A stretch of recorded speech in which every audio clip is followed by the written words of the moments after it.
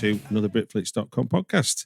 My name's Stuart Wright, and today's guest, sitting in my office, a rare treat for me, is Mark Hart. Welcome to the show. Hello, Stuart.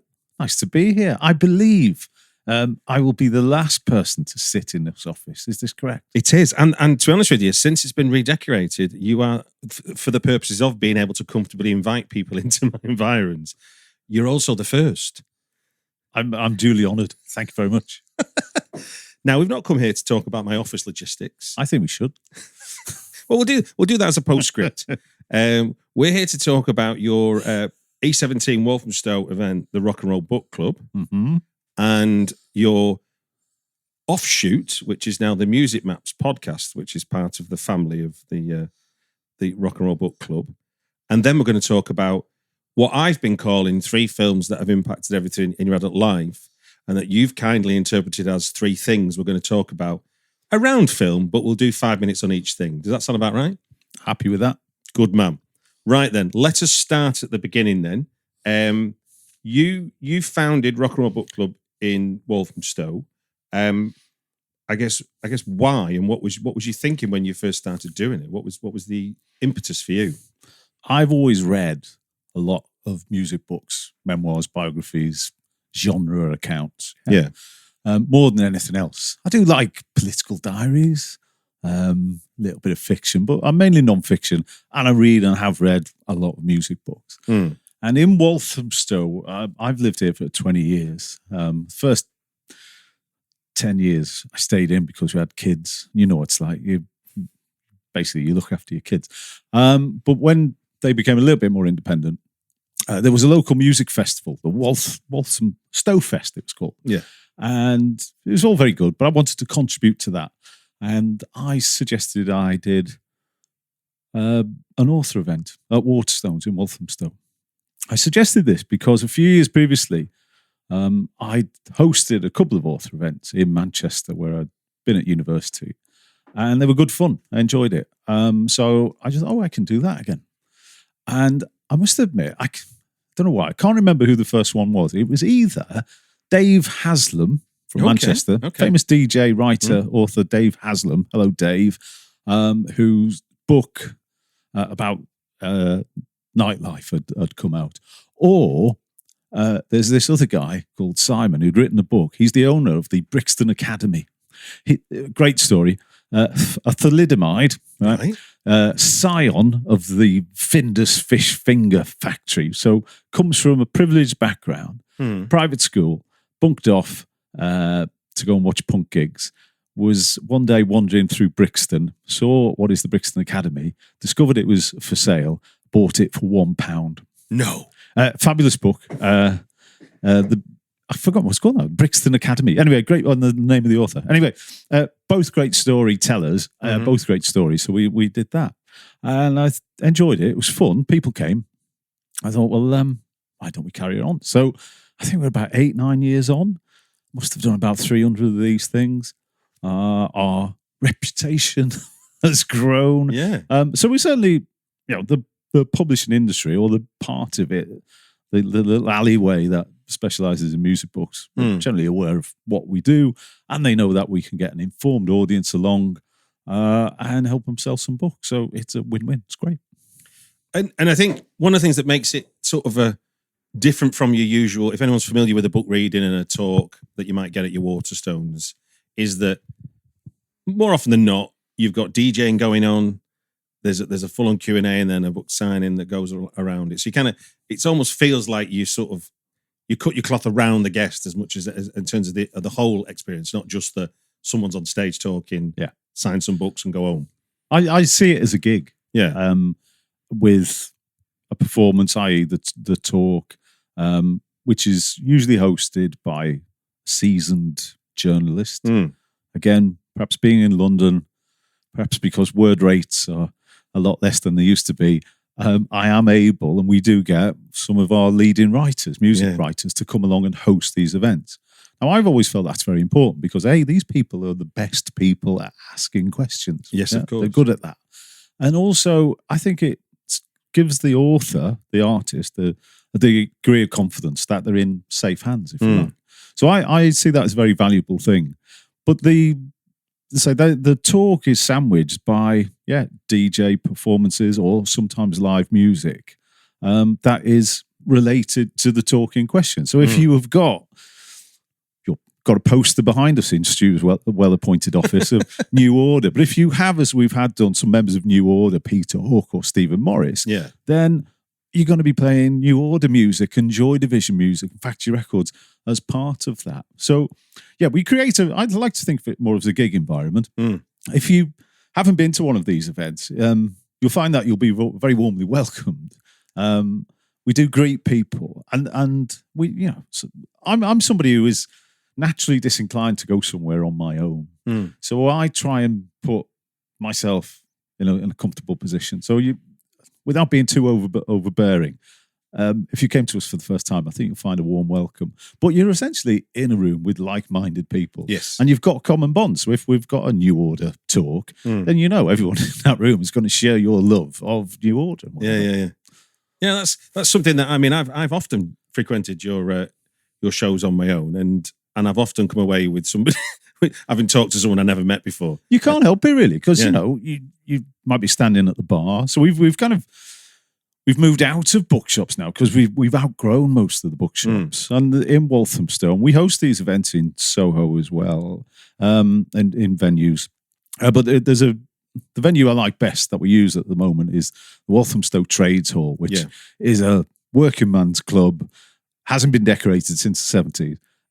But it's a fabulous space. They serve cheap drinks. It's great. And I love when people come into this. Whenever we bring anyone along, I love the look on their face as they walk in and they're stepping back to the 1970s or whatever. And most are blown away. And I can remember, Andrew O'Hagan, the author of Mayflies, Caledonian Road. He walks in and straight away, it's a milieu, an environment he's familiar with, because it reminds him of going to his working man's club, wherever he grew up with his dad. And again, it's just part of that wonderful experience. It really adds. I try and create that. That's part of what we do. Yeah, because I've been to the Mild Mail Club in Newington Green, which is a similar kind of where the minute you walk in, there's a sense it's been set dressed, but that's just how it's been and how it is on that day. Yeah. And I've been events that I can think of that I've enjoyed that you've put on, and was like John Doran interviewing the Hanley brothers. Yeah. Was a great thing, because John is certainly not just a good music journalist, he's definitely an authority on the Fall. Yeah. And so suddenly he's getting stuff out the Hanley brothers, and then the Hanley brothers are relaxed, and that makes for that does make it feel like a gig, because you're kind of privy to something, aren't you? I do feel blessed that someone like John, who used to live nearby, has now moved into the countryside.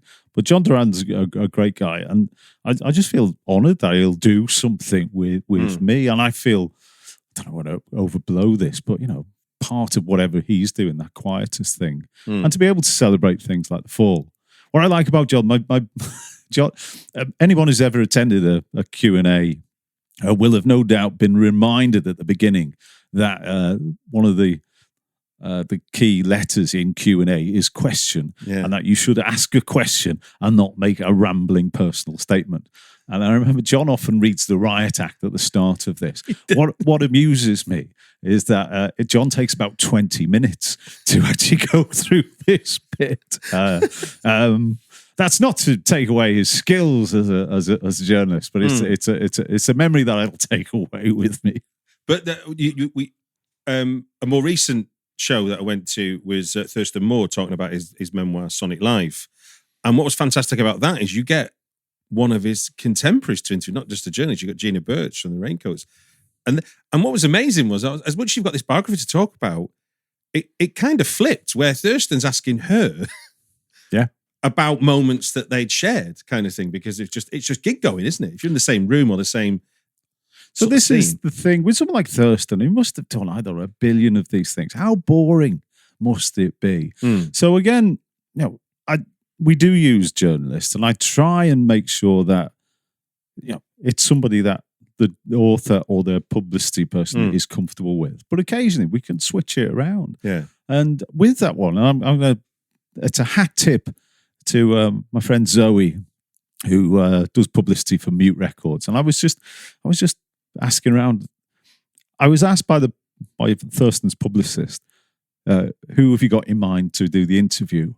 And I just took a moment, and rather than go with the usual names, it could have been John Duran, it could have been, again, the other thing important to me is to have a gender balanced panel. So I try as much as I can not to have two blokes talking to each other, because, hey, it's 2024, women can do things. We're not a patriarchy. And my friend Zoe, I just said, who can we get to do this? Hoping she might give me a couple of names I hadn't thought about. And on her list was, Gina Birch. Gina had done something for me a couple of years back about punk. So I had an email address and I just put it to her. And to my delight, she said yes. And then furthermore, kind of Thurston came back and said, yeah, that's a great idea. And you're right, it gave a totally different flavour to the event. And the beginning of that, Thurston spent about 15 minutes kind of just asking her about her experiences of New York, but with a clear love and passion. So these magical things happen. It's brilliant. Yeah, because it's that idea of point of view, isn't it? Because he'd have been going to gigs, going to shows, but as someone who's seen New York from Connecticut, wherever it was he's coming up from, but she's coming over from Britain as part of some scene that's trying to sell itself and become crack America in inverted commas. So it would have seemed a whole different. It wouldn't have seemed the same as he did, and that would come across really well. And you talk about that again. It was that idea of gender balance and stuff. When you got Miranda Sawyer to interview James Brown about his memoir Animal House, looking back at Loaded and well, not just Loaded, but Loaded was a big part of the story, and it was really good because that ended up being quite. I mean, I guess they know each other as contemporaries, but it meant it wasn't a soft soaping interview. It was like there was quite some confrontation about, what did you start, for goodness sake, with this lad culture? Yeah. And that the conversation up somewhere, again, I didn't think it would go. Again, these things, with no real skill on my part, it just seems to me sometimes to be so very obvious. But with that one, I would have asked both, James, hey, how about A, how about B, how about C? And he'll give me a steer.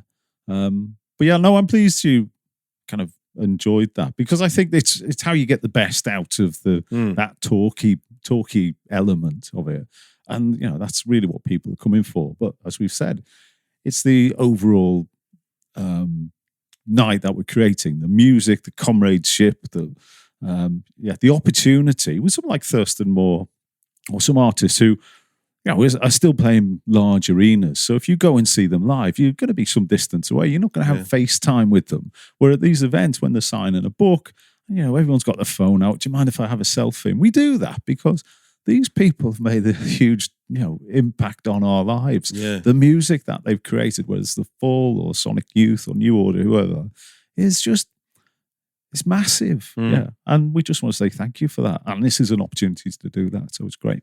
Indeed. And we're talking the day after you just hosted Kevin Sampson doing the 25th anniversary of his book Away Days. And genuinely, that's one of my heroes. It's weird. He talked about books that give him permission to do the book. And I'm thinking, he gave me permission to write, seeing him in print and the things he was doing was part of what I got. So it's like this, it's great that hearing it, what got him going as well. Because what Kevin had said, the book we talked about, Away Days, has a lot of vernacular. It's written in Scouse in a large part. And I think we didn't actually drill down into this, but I did wonder if, a London-based editor may have bridled at the use of the idiom. And he credits someone like Irving Welsh, Train Spotting, who he said is written in a Leith dialect, as pushing open a door that allowed him to go through. But this is what makes that book, Away Days, a favourite for me and so authentic, because it's real. It feels real. Now, you've diverted while keeping the Rock and Roll Book Club going. You've now created an offshoot to it, which is Music Maps, which is now a podcast. And it's interesting that you don't record any or all of your Q&As, do you? We do. We capture most of them in audio. I think we actually filmed last night, but we've never really got behind the the editing that you need to do to pull together a nice video package. But everything is captured. But we've never done anything with it. And for years, people have said, oh, why don't you stream things? I would love to come to the event, or I live in America. Can you stream this? Now, you can, but there's a cost. And really, is it worth the problem? What I like to say to this, and it was a phrase I picked up from Peter Hook, actually, when I think someone asked, can we stream it? And he said, no, we want to protect the integrity of the event. What it really means is Peter Hook sometimes is embroiled in legal shenanigans with his partners. And at these events, he can sometimes say something off the cuff, which maybe not he wouldn't want to be heard. A little too candid. A little too candid. So,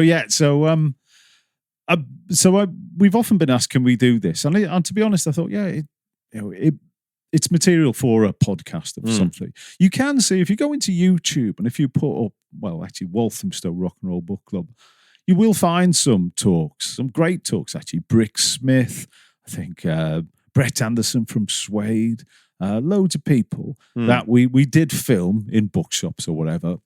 We didn't edit to them. They were a standard static camera shot. So hats off if you can manage more than 10 minutes watching those. So then, with all that content, then why then do music maps? Then where does that idea born out of then? Well, I'm going to give credit to my co-host on Music Maps, who's Simon Cardwell. Okay, who's as well as being one of the most annoying people I know, actually works ferociously hard at this. Yeah. So it's Simon who will script all these things. I'm so lazy, and I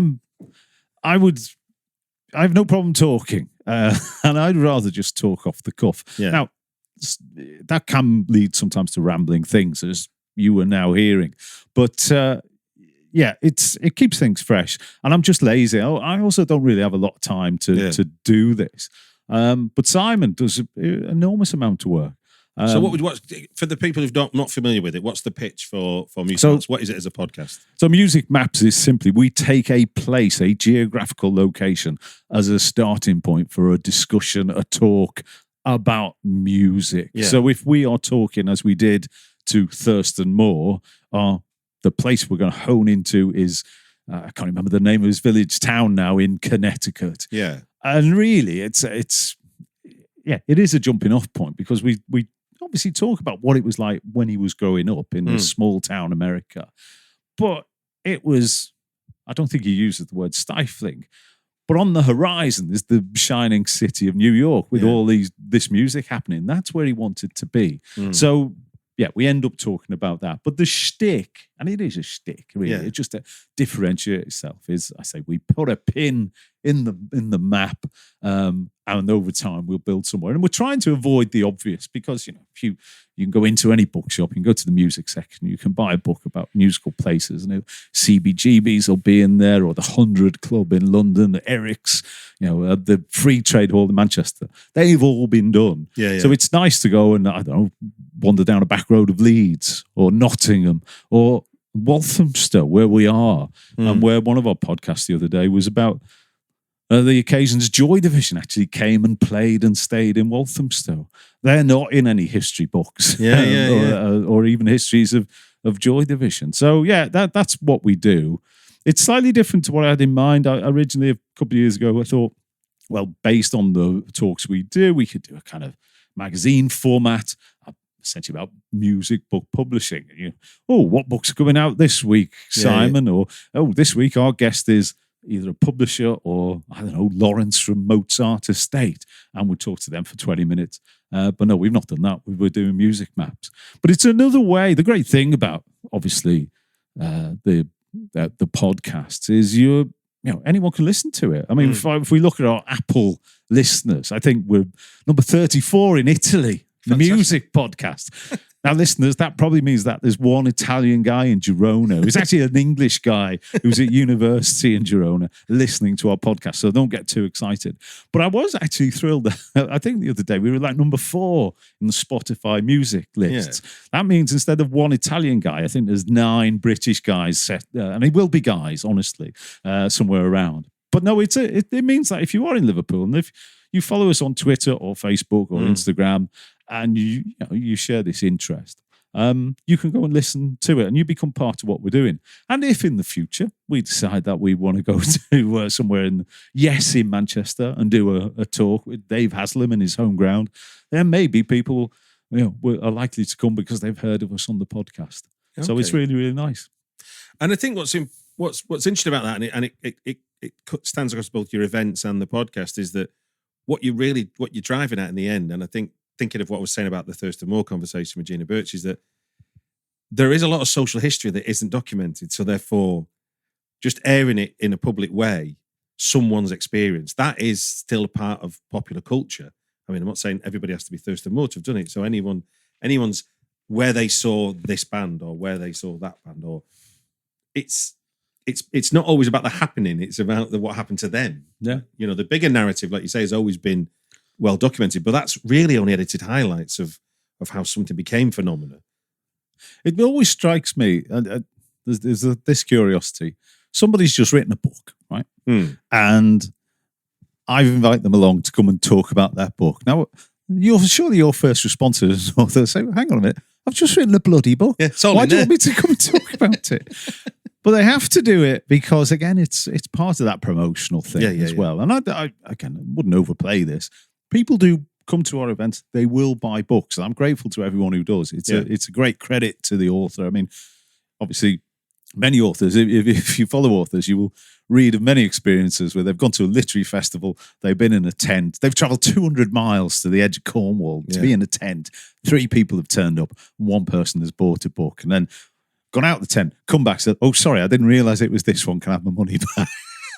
Ours are a little bit better than that. I'd like to think, all our authors go away feeling slightly more enriched by being in contact with the good folk of Walthamstow and having sold a few more copies of a book that, frankly, in terms of royalties, is only going to put about £1 in their pocket. But hey, it's life. Indeed. So how can people keep abreast of when and where Rock and Roll Book Club events are? Best thing to do is go to Eventbrite, put in Rock and Roll Book Club and follow us. And then Eventbrite, whenever I ticket through Eventbrite, one of the many ticketing companies, we don't do dynamic pricing. I don't know when this is going to go out, but this is a hot topic at the moment, Oasis fans.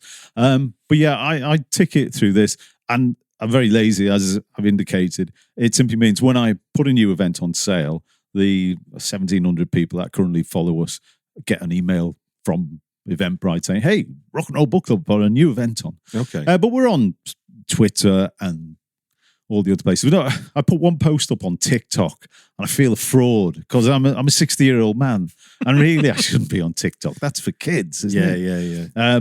So yeah, I'm a bit worried about TikTok. Twitter. We've still, again, don't know when this is going to go out, but as periodically happens, if you are on Twitter or X, we're not going to call it X, it's Twitter, isn't it? It is. Currently, in the last few weeks, it's been a debate because it's so horrible on there sometimes. Oh, I'm leaving. I'm leaving Twitter. I am going to Threads or Blue Sky or whatever. Yeah. I've had a look at them, and basically it's like saying, I'm going to the shed in the bottom of my garden because there's nobody there. Certainly Blue Sky, yeah. Certainly that one. It's pleasant, but it's pleasant because it's like walking through a field. Yeah. And your podcast is available on all streaming platforms. All the main platforms. Yes. Well, I'll put links in the show notes to that so people can click that easy enough. It's much appreciated. We're now going to move into what I call 3 films that have impacted everything in your adult life and what you've interpreted as something else. But I'm happy with this, and we will start at the top. But before we do, for those unfamiliar with the format, we're going to get 5 minutes per heading. Some of it might be, we're going to talk about films. Don't worry about that. But at 5 minutes, we will hear this sound. That loud and clear at you? Sorry, just putting the earwax out my ears. Works for me. Right. So every 5 minutes, that will go off and we will end the conversation, the subject we're covering, and move on to the next one. Okay? The first heading you've given me is, and I'll start the clock on 5 minutes, is Hammer Horror Dracula, Christopher Lee, Peter Cushing, 1958. Yeah. What are we evoking here in terms of fond memories? Fear. Not fond. Okay. Fear. Go on. I don't really dig horror films. I must admit, I'm a bit squeamish, and it may stem from this. But at some point, as must have been early teenage, I can't quite work out how this came about. But I would have been watching a Dracula film, and I would have found it very frightening. Yeah, and I do remember we lived in a flat, right? And the TV room was at one end of a corridor. My bedroom was at the end. Yeah. If I think about it, it was probably about 12 foot away. But how old are you here, by the way? Well, I don't know. You see, I don't. It makes sense to think I was 8 or 9, but in reality, I was probably about 14 or 15. But it really, I don't know. It made it difficult for me to sleep. I was scared, and I made I can never say this word, Mephistophelian pact. Okay. So I was lying in bed. You can say Faustian, that's easy. Faustian, there we go. Thank you very much. See, we're amongst the erudite here. So yeah, I made a pact with the devil, Crossroads, keeping it music, that if he spared me, right? If he spared me from you did you the clutches, yeah. I'm a Catholic boy. I'm not a Catholic boy, but I'm my family is Catholic. I think I was baptized, so there must be something back there. Yeah. But I made a pact. I said, look, if you spare me, I'm so frightened. If you can see, to keep me alive. And we lived in a house. The flat was 49 Hillside Court, and I do remember saying, if you could spare me until I'm as old as this house number 49, which when you're 8 or 13 seems an impossibly long time away, then that's the deal. And obviously that worked because I lived through teenage years, my 20s. Yeah. As I was approaching my 49th birthday, I started to think maybe these Faustian pacts, maybe there is some payback here. Well, he's got eternity, hasn't he? So this is just blink of an eye to the devil. Anyway, I'm pleased to say that I have kind of gone past the 49th birthday, so my fear of Dracula isn't quite as acute. I think looking back at those films, I must have watched them since.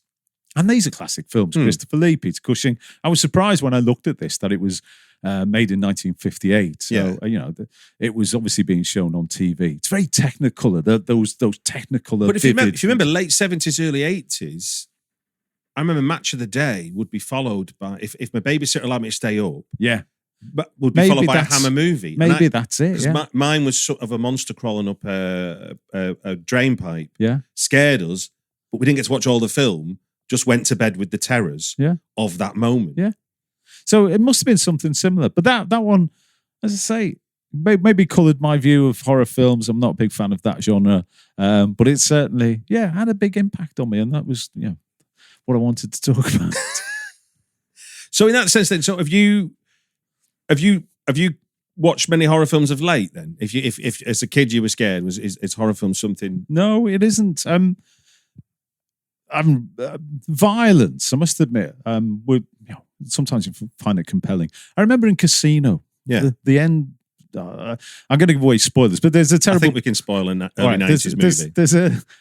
There's a terrible end. I think the Joe Pesci character is forced to watch his brother getting beaten to death, and then he's beaten, and he's thrown in this pit, and he's still quite alive. And I remember thinking about that for days and days and days afterwards. Yeah, how horrible that must be. I mean.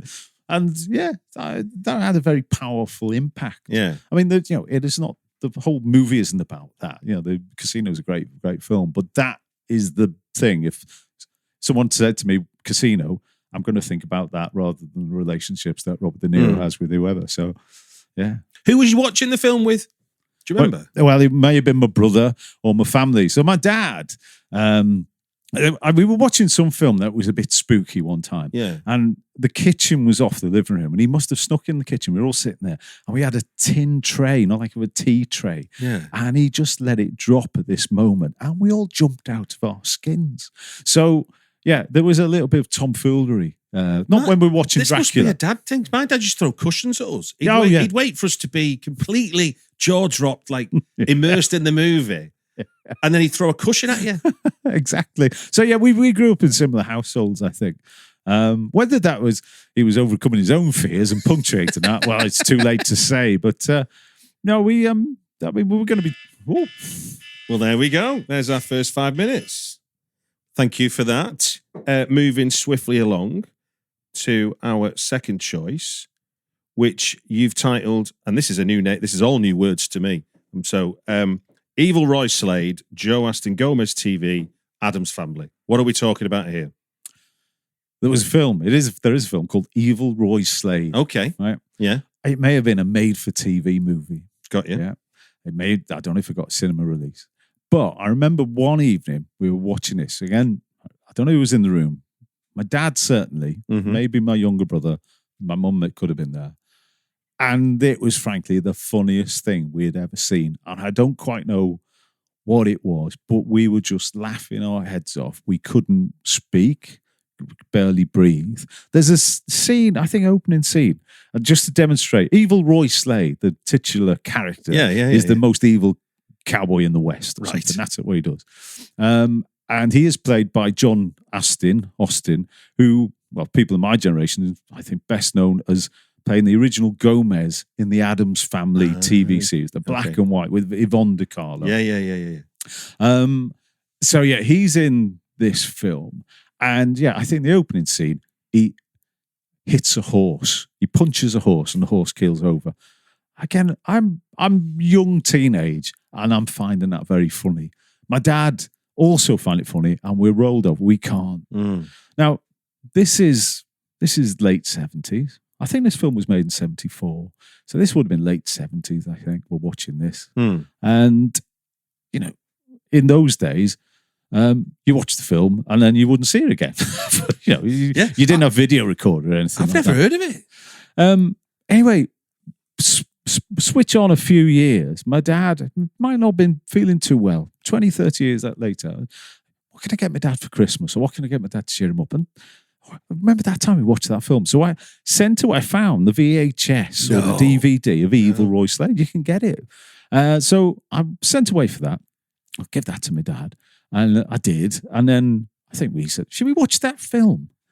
I have never been so bored and It just, whatever magic it had in October the 12th, 1978, had gone. It was just rubbish. It was rubbish. Oh, how disappointing. And I cannot.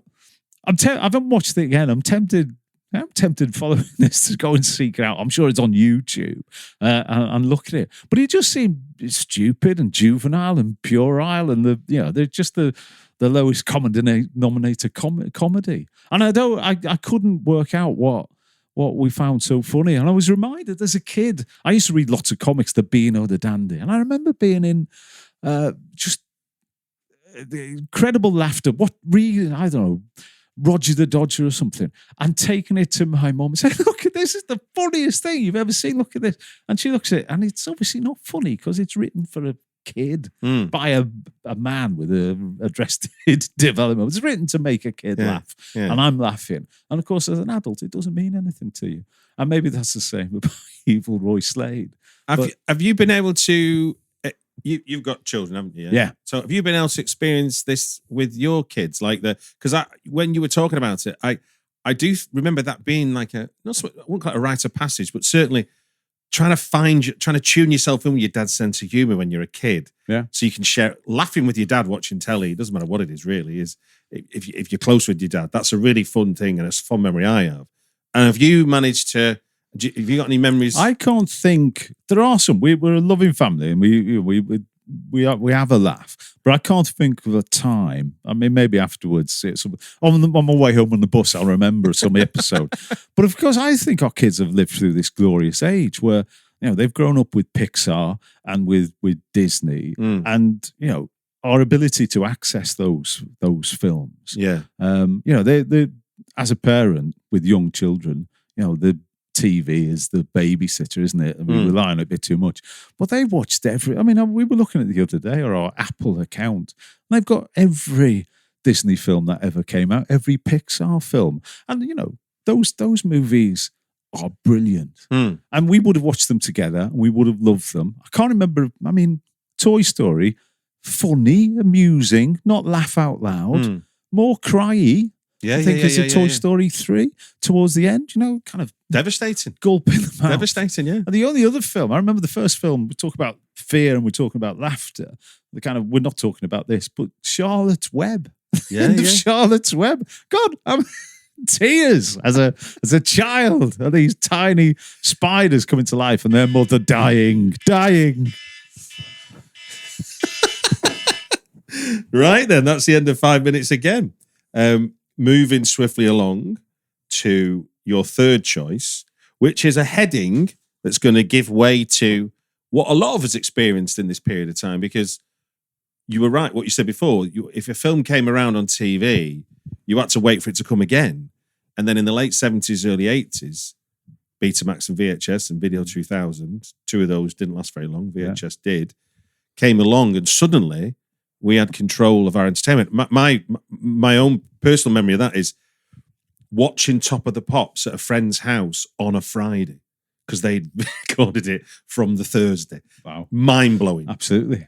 The idea you could have that. I mean, iPlayer obviously takes that to the next level, but the notion that you could watch, or when we first got a video, being able to watch, because we only got a 60-minute tape, but after I'd played under 11s in the morning, my mum and dad had taped an hour of Tiswas.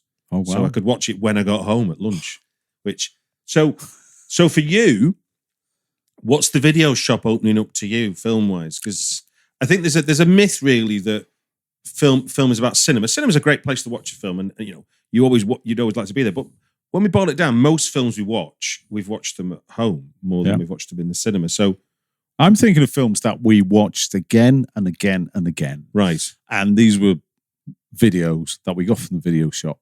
And what was your video shop, by the way? Do you remember? Can't remember. It wasn't a Blockbuster. No. It was, anyone who got any redundancy money invested it in a shop, and I was going to do videos. And you mentioned the format and the format wars. Yeah. I bought a video. It was a SANYO BETAMAX. They were £299. A few of them fell off the back of a lorry in our estate because a few people had them. This was Rumbelows. The reason I got BETAMAX is my granddad, who lived nearby, had retired, and he'd bought a Toshiba BETAMAX video. Okay. And I recorded, there was this, I almost wore the tape down, New Order. We're on a Granada TV program called Celebration. I asked him if he could record it for me, and he did. And almost every day I went around to his house, can I watch the tape? Can I watch the tape? And then a year later, Factory Records released the first Joy Division video, which was Here Are the Young Men, Fact 37, right? And I sent away, this is how you got things in the olden days, young people. You got The Enemy, there was an advert there, it says, send a postal order or a check, and in a month's time, we'll send you something back. Anyway, so I get this tape, I have nothing to play it on, I don't want to go to my granddad, so I bought my own video, there's SANYO. £299. If anyone's ever watched this, the film quality isn't great. But yeah, so we used to get your videos from the local video shop. Yeah. If you had a VHS recorder, if you went into that shop, 3 walls would be filled with VHS tapes. You could watch anything. Stuff that came out 6 months ago. If you had a Betamax, films were very rarely. There's a carousel on the desk. Carousel. Honestly, it's true. And the things we used to watch, endlessly. Apocalypse Now, The Blues Brothers.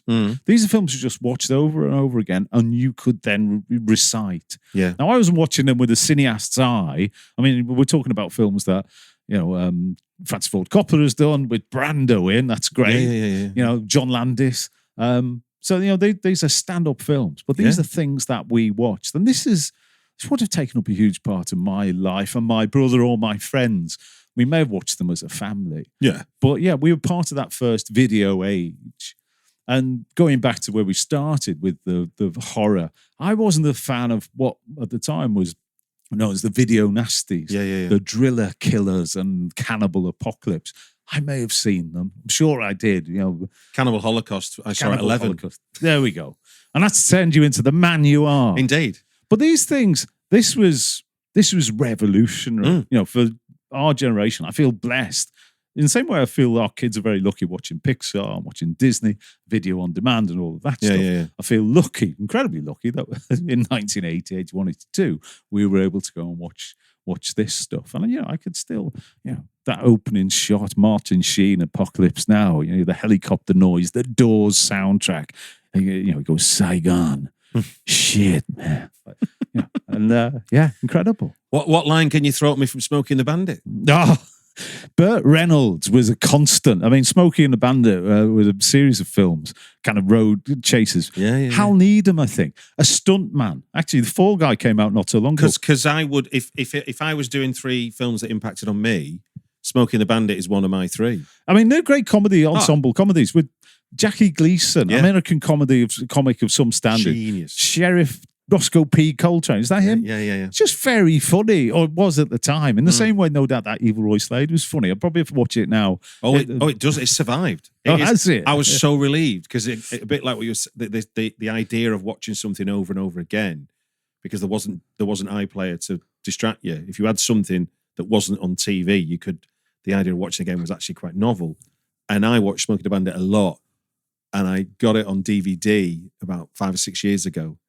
And I was so relieved because I kept thinking, has it dated? Will the humour still go? Yeah. And it's all right. It's all right.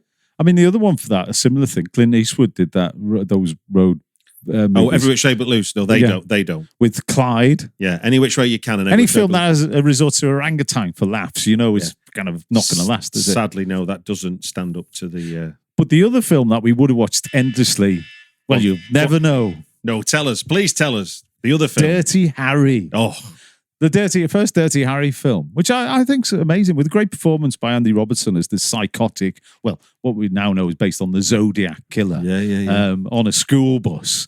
Fantastic film, and a brilliant performance by Clint Eastwood. Hello, Clint. Well, look, that brings us to the end of 3 films that have impacted. That was 23 films, I think, Stuart.